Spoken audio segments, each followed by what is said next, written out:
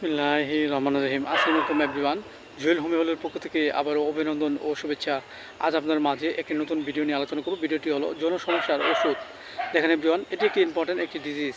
বিভিন্ন সময় বিভিন্ন কারণে আমাদের মাঝে এই যৌন সমস্যার রোগটি দেখা দিতে পারে।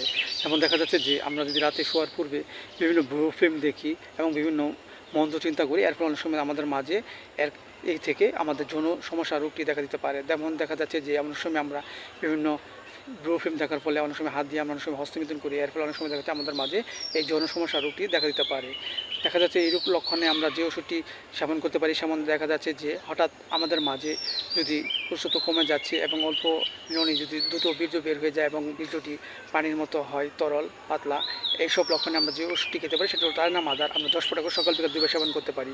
আবার দেখা যাচ্ছে যে অল্প কথায় কোনো কিছু চিন্তা করলে কিংবা কোনো কিছু দেখলে অল্পতে যদি বীর্য আউট হয়ে যায় এবং ধরুন দৈহিক মিলনে তেমন তৃপ্তি পাওয়া যায় না, এইসব লক্ষণে আমরা যে ওষুধটি খেতে পারি সেটা হলো ইন্ডিয়া মাদার। আমরা 10 ফোঁটা করে সকাল বিকাল 2 বার সেবন করতে পারি।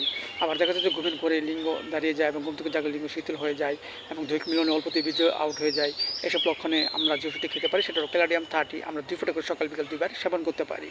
এবং পাশাপাশি আমরা স্পেশালিস্ট হিসেবে এই জনসমস্যা দূর করার জন্য হোমিওপ্যাথিক একটি মেডিসিন, সেটা হলো 5-FOS 6S। আমরা 3টি করে বড়ি চিবিয়ে হালকা গরম গরম পানি সহ সকাল বিকাল 2 বার সেবন করতে পারি।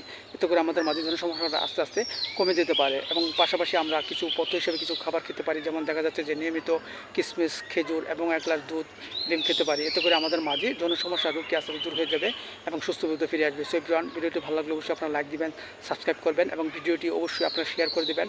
সবাই সুস্থ থাকেন। Thank you so much.